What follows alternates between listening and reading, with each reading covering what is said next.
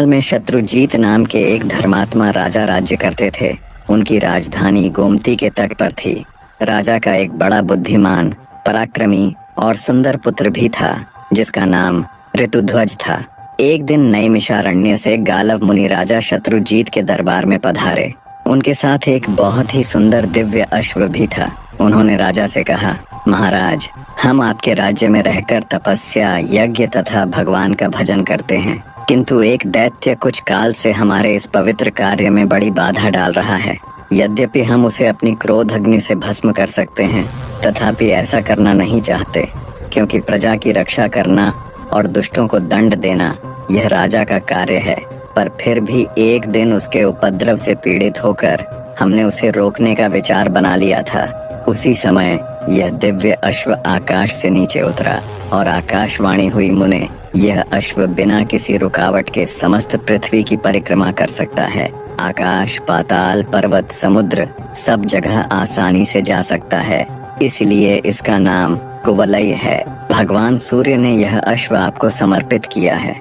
आप इसे ले जाकर राजा शत्रुजीत के पुत्र राजकुमार ऋतुध्वज को दे दें। वे ही इस पर आरूढ़ होकर उस दैत्य का वध करेंगे जो सदा आपको कष्ट दिया करता है। इस अश्वरत्न को पाकर इसी के नाम से ही राजकुमार की प्रसिद्धि होगी और वे कुवलयाश्व कहलाएंगे। इस आकाशवाणी को सुनकर हम आपके पास आए हैं। हे राजन, आप राजकुमार ऋतुध्वज को राक्षस नाश और धर्म की रक्षा के लिए मेरे साथ आने की आज्ञा दीजिए। गालव मुनि के यूं कहने पर राजा शत्रुजीत ने बड़ी प्रसन्नता के साथ एक सैन्य टुकड़ी देकर राजकुमार ऋतुध्वज को मुनियों की रक्षा के लिए भेज दिया। महर्षि के आश्रम पहुंचकर वे सब ओर से उसकी रक्षा करने लगे। एक दिन वह मदोन्मत्त दानव शूकर का रूप धारण करके वहां आया। राजकुमार ऋतुध्वज उसको देखते ही शीघ्र घोड़े पर सवार हो उसके पीछे दौड़ पड़े और अर्धचंद्राकार बाण से उस पर प्रहार किया। बाण से आहत होकर वह शूकराकार दैत्य प्राण बचाने के लिए भागा और वृक्षों तथा पर्वत से घिरी हुई घनी झाड़ी में घुस गया, पर राजकुमार के अश्व ने उसका पीछा न छोड़ा। दैत्य भागता हुआ सहस्रों योजन दूर निकल गया और एक स्थान पर बिल के आकार में दिखाई देने वाली अंधेरी गुफा में कूद पड़ा। अश्वारोही राजकुमार भी उसके पीछे उसी गड्ढे में कूद पड़े। राजकुमार ऋतुध्वज जब अंदर गया तो उसे वहां शुक्राकार कहीं भी दिखाई नहीं दिया, बल्कि दिव्य प्रकाश से परिपूर्ण पाताल लोक का दर्शन हुआ। दरअसल दैत्य शुक्राकार जिसमें गया था वो कोई गुफा नहीं, बल्कि पाताल लोक का द्वार था। राजकुमार ने देखा, सामने ही इंद्रपुरी के समान एक सुंदर नगर था, जिसमें सैकड़ों सोने के महल शोभा पा रहे थे। ऋतुध्वज ने भी उत्सुकतावश उसमें प्रवेश किया, किंतु वहां उन्हें कोई मनुष्य नहीं दिखाई दिया। जिज्ञासावश वे नगर में घूमने लगे। घूमते घूमते अचानक उन्हें एक स्त्री नजर आई, जो बड़ी जल्दबाजी में कहीं चली जा रही थी। राजकुमार ने उससे कुछ पूछना चाहा, किंतु वह आगे बढ़कर चुपचाप एक महल की सीढ़ियों पर चढ़ गई। ऋतुध्वज ने भी घोड़े को एक जगह बांध दिया और जिज्ञासावश उसी स्त्री के पीछे पीछे महल में प्रवेश किया। भीतर जाकर देखा तो सोने के बने हुए एक विशाल पलंग पर एक अति सुंदर कन्या बैठ, जो अपने सौंदर्य से रति को भी लज्जा रही है। दोनों ने एक दूसरे को देखा और दोनों का मन परस्पर आकर्षित हो गया। राजकुमार को देखते देखते अचानक कन्या मूर्छित हो गई। तब पहली स्त्री, जिसका पीछा करते हुए राजकुमार इस महल में घुसे थे, आई और पंखा लेकर उसे हवा करने लगी। जब वह कुछ होश में आई तो राजकुमार ने उसकी मूर्छा का कारण पूछा, पर लज्जावश वो कुछ भी न बोली और सखी के कान में कुछ फुसफुसाई। राजकुमार की तरफ देखते हुए उसकी सखी ने बोलना प्रारंभ किया, प्रभु, देवलोक में गंधर्वराज विश्वावसु सर्वत्र विख्यात हैं। यह सुंदरी उन्हीं की कन्या मदालसा है। एक दिन जब यह अपने पिता के बाग में घूम रही थी, तभी पाताल केतु नामक दानव ने अपनी माया फैलाकर इसे हर लिया और इसे यहाँ पाताल में ले आया। पाताल केतु का निवास स्थान यहाँ से थोड़ी ही दूर है। पाताल केतु ने कहा है, मदालसा अगर राजी हो, उसकी बात मानती है तो ठीक, वरना आगामी त्रयोदशी को वह इसके साथ जबरदस्ती विवाह करेगा। पर मेरी सखी उस राक्षस के साथ विवाह करने से पहले मरना पसंद करेगी। कुछ दिन पहले ही की बात है, जब मदालसा ने आत्महत्या का प्रयत्न किया था। उसी समय कामधेनु ने प्रकट होकर कहा, बेटी, वह नीच दानव तुम्हें नहीं पा सकता। मृत्यु लोक यानी पृथ्वी लोक में जाने पर उसे जो अपने बाणों से बींध डालेगा वही तुम्हारा पति होगा। इतना कह वो अंतर ध्यान हो गई। फिर अपना परिचय देते हुए उस स्त्री ने कहा, मेरा नाम कुंडला है। मैं मदालसा की सखी, विंध्यवान की पुत्री और बौर पुष्करमाली की पत्नी हूँ। मेरे पति देवासुर संग्राम में शुंभ के हाथों मारे गए। तब से मैं तपस्या का जीवन व्यतीत कर रही हूँ। सखी के स्नेहवश यहाँ इसे धीरज बंधाने आ गई। सुना है मर्त्यलोक के किसी वीर ने पाताल केतु को अपने बाणों का निशाना बनाया है। मैं उसी का पता लगाने गई थी। बात सही निकली, पर आपको देखकर मेरी सखी के हृदय में प्रेम का संचार हो गया है। किंतु माता सुरभि के कथन अनुसार इसका विवाह उस वीर के साथ होगा जिसने पाताल केतु को घायल किया है। यही सोचकर दुख के मारे यह मूर्छित हो गई थी। जिससे प्रेम हो उसी के साथ विवाह होने पर जीवन सुखमय बीतता है। इसका प्रेम तो आपसे हुआ और विवाह दूसरे से होगा, यही इसकी चिंता का कारण है। अब आप अपना परिचय दीजिए, कौन हैं और कहां से आए हैं। राजकुमार ने अपना यथावत परिचय दिया तथा उस दानव को बाण मारने और पाताल में पहुंचने की सारी कथा विस्तार पूर्वक कह सुनाई। सब बातें सुनकर मदालसा की प्रसन्नता का कोई ठिकाना नहीं रहा।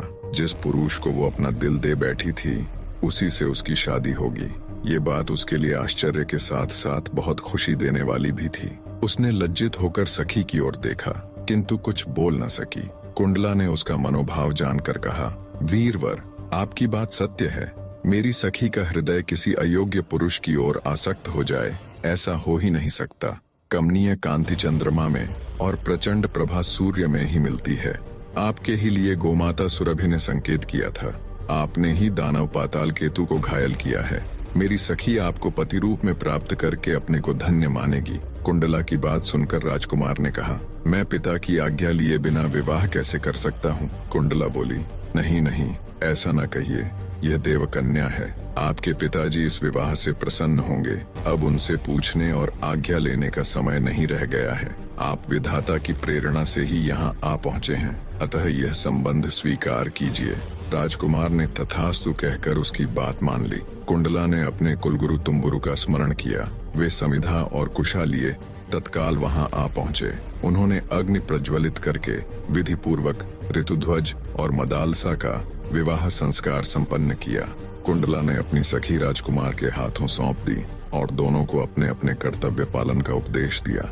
फिर दोनों से विदा लेकर वह दिव्य गति से अपने अभीष्ट स्थान पर चली गई।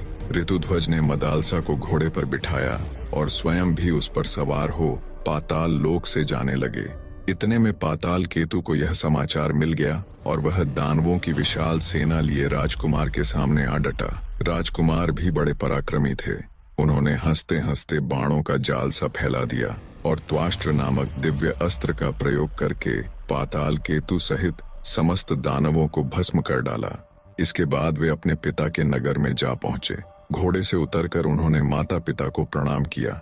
मदालसा ने भी सास ससुर के चरणों में मस्तक झुकाया। ऋतुध्वज के मुख से सब समाचार सुनकर माता पिता बहुत प्रसन्न हुए। उन्होंने पुत्र और पुत्रवधू को हृदय से लगाकर उनका मस्तक सूंघा। मदालसा पतिगृह में बड़े सुख से रहने लगी। सब कुछ बहुत अच्छे से चल रहा था। तदनंतर एक दिन राजा शत्रुजीत ने राजकुमार ऋतुध्वज से कहा, बेटा, तुम प्रतिदिन प्रातः काल इस अश्व पर सवार हो।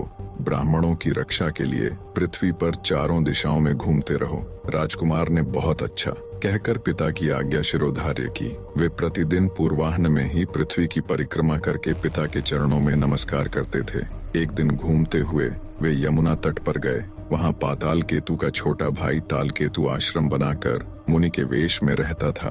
राजकुमार ने मुनि जानकर उसे प्रणाम किया। वह बोला, राजकुमार, मैं धर्म के लिए यज्ञ करना चाहता हूँ, किंतु मेरे पास दक्षिणा नहीं है। तुम अपने गले का यह आभूषण दे दो और यहीं रहकर मेरे आश्रम की रक्षा करो। मैं जल के भीतर प्रवेश करके वरुण देवता की स्तुति कर जल्दी ही लौटूंगा। इतना कहकर ताल केतु जल में घुसा और माया से अदृश्य हो गया। राजकुमार उसके आश्रम पर ठहर गए। मुनि वेशधारी ताल केतु राजा शत्रुजीत के नगर में जा पहुंचा। वहां जाकर उसने कहा, राजन, आपके पुत्र दैत्यों के साथ युद्ध करते करते मारे गए। यह उनका आभूषण है। यूं कहकर वह जैसे आया था उसी प्रकार लौट गया। राजकुमार की मृत्यु का दुखपूर्ण समाचार सुनकर नगर में हाहाकार मच गया। राजा रानी तथा रानीवास की स्त्रियां शोक से व्याकुल होकर विलाप करने लगीं। जब रानी मदालसा ने उनके गले के आभूषण को देखा और मृत्यु का समाचार सुना, तभी रानी ने भी अपने प्राणों को तुरंत त्याग दिया। राजमहल का शोक दुगना हो गया।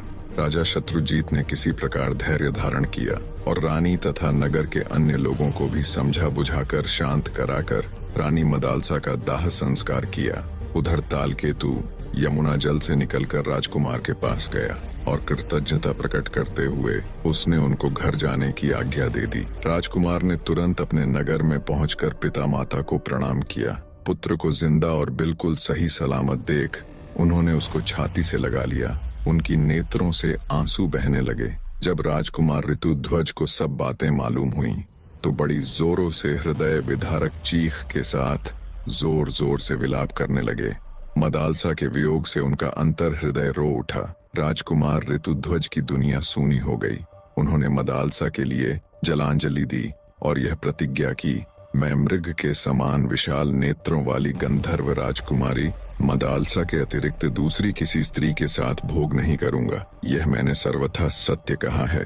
प्रतिज्ञा कर राजकुमार ऋतुध्वज ने स्त्री संबंधी भोग से मन हटा लिया और समवयस्क मित्रों के साथ मन बहलाने लगे।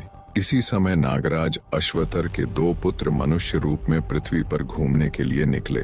घूमते घूमते उनकी राजकुमार ऋतुध्वज के साथ मुलाकात हुई। ऋतुध्वज के सरल और मैत्रीपूर्ण स्वभाव के कारण जल्दी ही उनकी आपस में प्रागढ़ मित्रता हो गई। उनका आपस का प्रेम इतना बढ़ गया कि नागकुमार एक क्षण भी उन्हें छोड़ना नहीं चाहते थे। वे दिन भर पाताल से गायब रहते थे। एक दिन नागराज के पूछने पर उन्होंने ऋतुध्वज का सारा वृत्तांत पिता के सामने कह सुनाया और बोले, पिताजी, हमारे मित्र ऋतुध्वज मदालसा के सिवा दूसरी किसी स्त्री को स्वीकार न करने की प्रतिज्ञा कर चुके हैं। मदालसा पुनः जीवित हो सके, ऐसा कोई उपाय करें। नागराज बोले, उद्योग से सब कुछ संभव है, प्राणी को कभी निराश नहीं होना चाहिए। यूं कहकर नागराज अश्वतर हिमालय पर्वत के प्लक्षावतरण तीर्थ में, जो सरस्वती का उद्गम स्थान है, जाकर अपने पुत्रों के मित्र राजकुमार ऋतुध्वज के हितार्थ दुष्कर तपस्या करने लगे। सरस्वती देवी ने प्रसन्न होकर उन्हें प्रत्यक्ष दर्शन दिया और वर मांगने को कहा। अश्वतर बोले, देवी, मैं और मेरा भाई कंबल दोनों संगीत शास्त्र के पूर्ण मर्मज्ञ हो जाए। सरस्वती देवी तथास्तु कहकर अंतर ध्यान हो गईं। अब दोनों भाई कंबल और अश्वतर कैलाश पर्वत पर गए और भगवान शंकर को प्रसन्न करने के लिए तालस्वर के साथ उनके गुणों का गान करने लगे। अति सुरीली वाणी में अपनी वंदना सुन महादेव जी प्रकट हुए और प्रसन्न होकर कहा, वर मांगो।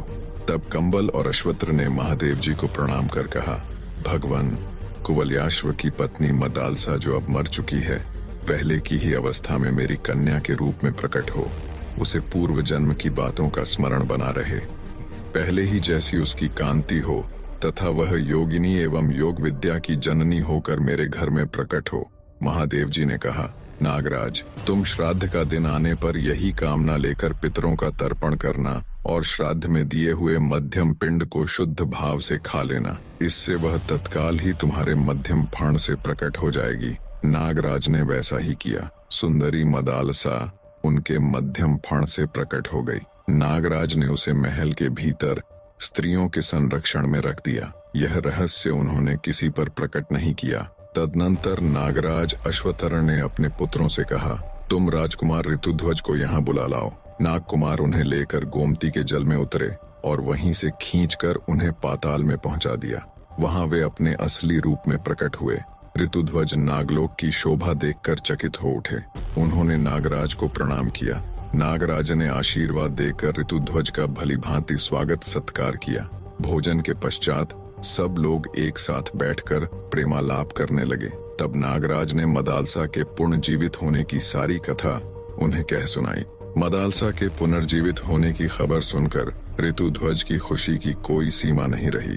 उन्होंने नागराज से हर्षो उत्साहित होकर शीघ्र मदालसा से लाने का नम्र निवेदन किया।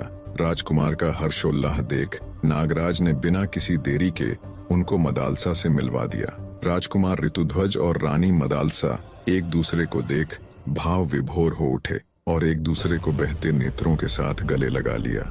ऋतुध्वज के स्मरण करते ही उनका प्यारा अश्व वहां आ पहुंचा। नागराज को प्रणाम कर राजकुमार रानी मदालसा के साथ अश्व पर आरूढ़ हुए और अपने नगर के लिए रवाना हो गए। वहां पहुंचकर उन्होंने मदालसा के जीवित होने की कथा सुनाई। मदालसा ने भी सास ससुर के चरणों में प्रणाम किया। नगर में बड़ा भारी उत्सव मनाया गया। मार्कंडेय पुराण के अनुसार रानी मदालसा के 4 पुत्र हुए। महासती मदालसा ने अपने पुत्रों का उद्धार करके स्वयं भी पति के साथ परमात्मा चिंतन में मन लगाया और थोड़े ही समय में मोक्ष स्वरूप परम पद प्राप्त कर लिया। मदालसा अब इस लोक में नहीं है, किंतु